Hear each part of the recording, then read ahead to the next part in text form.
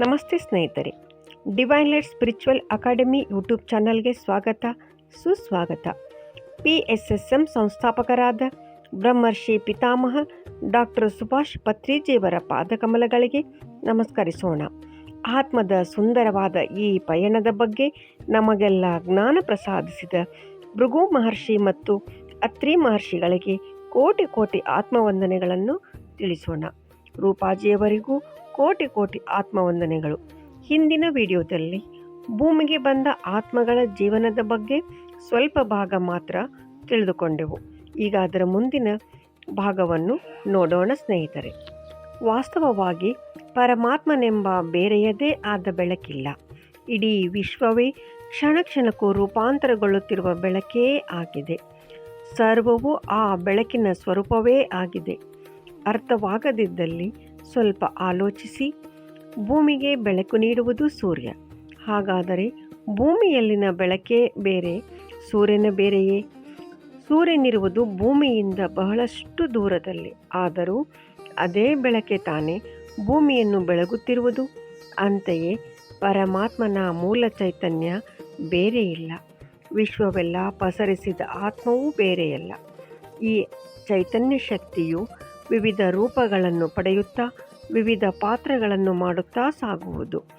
ಶಕ್ತಿಯು ಬೇರೆ ರೂಪಾಂತರ ಹೊಂದಬಹುದೇ ವಿನಃ ಅಂತ್ಯವಂತೂ ಇಲ್ಲ. ಆತ್ಮದ ಶಕ್ತಿಯು ಮೂಲ ಚೈತನ್ಯದೊಂದಿಗೆ ಬೆಸೆಯುವುದು ಅಂತ್ಯವೇ ಹೊರತು ಬೇರಾವುದೇ ರೂಪಾಂತರವಿಲ್ಲ. ಆತ್ಮವು ಅಗಾಧ ಶಕ್ತಿಯುಳ್ಳದ್ದಾಗಿದ್ದು ತನ್ನ ಆಂತರ್ಯದಲ್ಲಿ ಸರ್ವಜ್ಞಾನವನ್ನು ಹೊಂದಿರುವುದಾಗಿದೆ.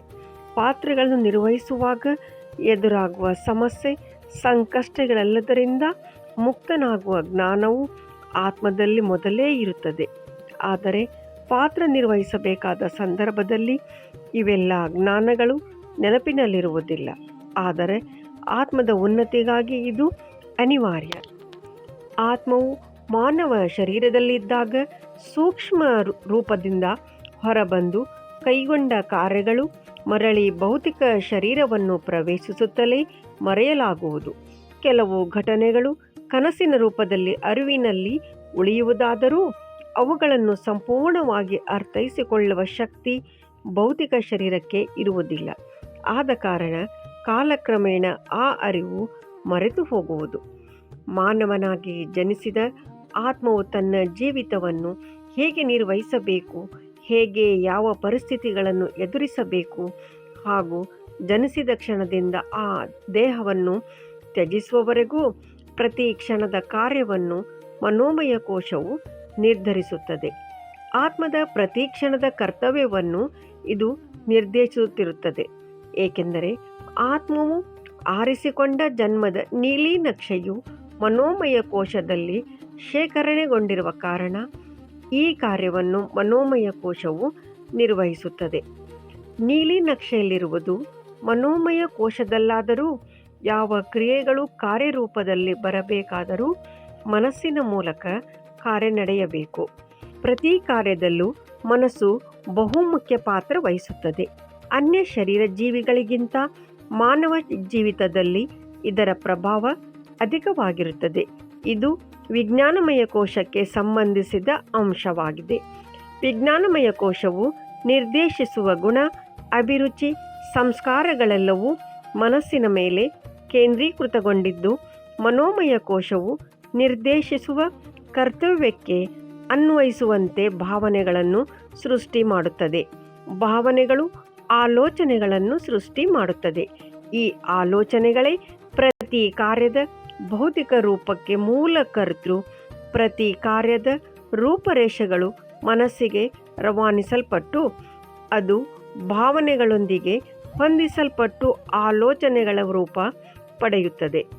ಈ ಆಲೋಚನೆಗಳ ಸಮೂಹವು ವಿಜ್ಞಾನಮಯ ಕೋಶದ ಇನ್ನೊಂದಂಶವಾದ ಬುದ್ಧಿಯೊಡನೆ ಸಮಾಲೋಚನೆ ನಡೆಸಿ ಒಂದು ಆಲೋಚನೆಯನ್ನು ದೃಢೀಕರಿಸಿಕೊಂಡು ಪಂಚೇಂದ್ರಿಯಗಳ ಸಹಾಯದೊಂದಿಗೆ ಭೌತಿಕ ರೂಪವನ್ನು ಪಡೆಯುತ್ತದೆ. ಹೀಗೆ ನಡೆಯಲ್ಪಡುವ ಪ್ರತಿ ಕಾರ್ಯಕ್ಕೂ ಕಾರಣ ಮತ್ತು ಪ್ರತಿಫಲಗಳು ಇರುತ್ತವೆ. ಆತ್ಮವು ಶರೀರವನ್ನು ಧರಿಸಲು ನಿರ್ಧರಿಸಿ ಶರೀರಧಾರಿಯಾದರೆ ಜನ್ಮ ಚಕ್ರ ಪ್ರಕ್ರಿಯೆಯಲ್ಲಿ ಅದು ಪಾಲ್ಗೊಳ್ಳುತ್ತದೆ. ಜನ್ಮ ಪಡೆದ ಪ್ರತಿ ಆತ್ಮವು ತನ್ನ ಜೀವಿತದಲ್ಲಿ ಕೈಗೊಂಡ ಕಾರ್ಯಗಳ ಕಾರಣ ಮತ್ತು ಪ್ರತಿಫಲಗಳನ್ನು ನಿಶ್ಚೇಷಗೊಳಿಸಲು ಅನೇಕಾನೇಕ ಜನ್ಮಗಳನ್ನು ಪಡೆಯಬೇಕಾಗುತ್ತದೆ. ಅನೇಕ ರೀತಿಯ ಪಾತ್ರಗಳನ್ನು ಮಾಡಬೇಕಾಗುತ್ತದೆ. ಇದನ್ನೇ ಪುನರ್ಜನ್ಮ ಎನ್ನುತ್ತಾರೆ. ಈ ಕಾರಣ ಮತ್ತು ಪ್ರತಿಫಲ, ಶೇಷ ನಿಶೇಷಗಳ ಲೆಕ್ಕಾಚಾರವೇ ಕರ್ಮದ ಲೆಕ್ಕಾಚಾರ. ಈ ಕರ್ಮದ ಲೆಕ್ಕಾಚಾರವು ಮನೋಮಯ ಕೋಶದಲ್ಲಿ ಸಂಗ್ರಹಿಸಲ್ಪಟ್ಟಿರುತ್ತದೆ. ಸೂಕ್ಷ್ಮ ಕಡತದಲ್ಲಿ ಸೂಕ್ಷ್ಮ ಕಂಪನಗಳ ರೂಪದಲ್ಲಿಯೂ ಸಂಗ್ರಹಿಸಲ್ಪಡುತ್ತದೆ. ಹೀಗೆ ಸ್ವತಃ ಆತ್ಮವೇ ಪ್ರಾರಂಭಿಸಿಕೊಂಡ ಭೌತಿಕ ಜೀವಿಗಳ ಲೆಕ್ಕಾಚಾರವನ್ನು ಆತ್ಮವೇ ಕೊನೆಗಾಣಿಸಿಕೊಳ್ಳಬೇಕು. ಒಮ್ಮೆ ಜನ್ಮ ಪುನರ್ಜನ್ಮಗಳ ಚಕ್ರದಲ್ಲಿ ಸಿಲುಕಿದ ಆತ್ಮವು ಅನೇಕಾನೇಕ ಜನ್ಮಗಳ ಫಲವಾಗಿ ತಾನು ಆತ್ಮಸ್ವರೂಪನೆಂದು ಸತ್ಯವನ್ನು ಅರಿಯುತ್ತದೆ. ಈ ಅರಿವು ಮೂಡಿದ ನಂತರದ ಜೀವನದ ಪಾತ್ರಗಳು ಆತ್ಮದ ಪಾಲಿಗೆ ಬಹು ಮುಖ್ಯವಾದವುಗಳು.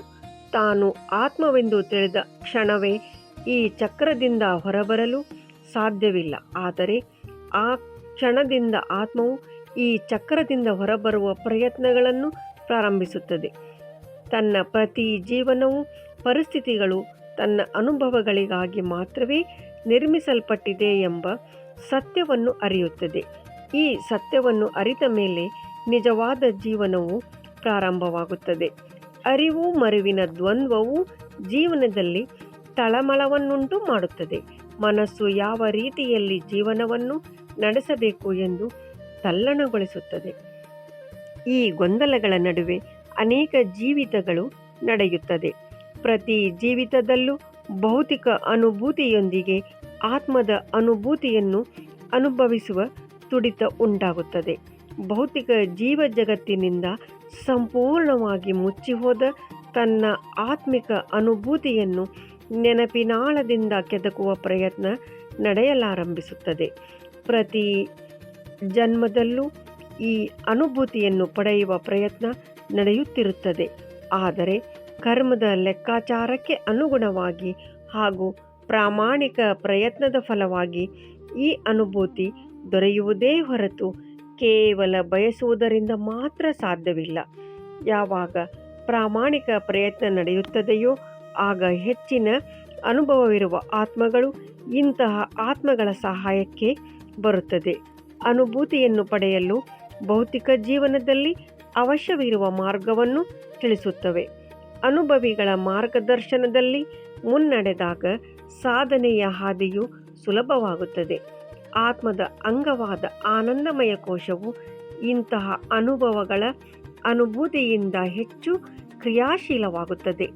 ಆನಂದಮಯ ಕೋಶವು ಆತ್ಮಕ್ಕೆ ಅಳವಡಿಕೆಯಾಗಿರುವ ಕಾರಣದಿಂದಲೇ ಆತ್ಮದ ಅನುಭೂತಿಯು ಭೌತಿಕ ಶರೀರಕ್ಕೆ ಉಂಟಾದಾಗ ಅನುಭವಕ್ಕೆ ಬರುವ ಆನಂದವನ್ನು ಅನುಭವಿಸಲೆಂದೇ ಈ ಆನಂದವನ್ನು ಪಡೆಯುವುದೇ ಆತ್ಮದ ಮೂಲ ಉದ್ದೇಶವಾಗಿರುತ್ತದೆ. ಭೌತಿಕ ಶರೀರದಲ್ಲಿದ್ದು ಒಮ್ಮೆ ಈ ಆಂತರಿಕ ಆನಂದವನ್ನು ಸವಿದ ಮೇಲೆ ಮನಸ್ಸು ಭೌತಿಕ ಜೀವನದಿಂದ ಸ್ವಲ್ಪ ಸ್ವಲ್ಪವೇ ಹೊರಬಂದು ಆಧ್ಯಾತ್ಮಿಕ ಜೀವನದತ್ತೆ ಒಲವು ಹರಿಸುತ್ತದೆ. ಆಧ್ಯಾತ್ಮಿಕ ಜೀವನವು ಪ್ರಾರಂಭಗೊಳ್ಳುತ್ತದೆ. ಇವೆಲ್ಲವೂ ಆತ್ಮದ ಸ್ಥಿತಿಯಲ್ಲಿ ಜರುಗುವ ಕಾರ್ಯಗಳು. ಇವುಗಳು ಮಾನವನ ಭೌತಿಕ ಜೀವನದಲ್ಲಿ ನಡೆಯುವಾಗ ಕೆಲವು ಬದಲಾವಣೆಗಳು ಕಾಲಮಾನದ ಅಡಿಯಲ್ಲಿ ನಡೆಯುತ್ತದೆ.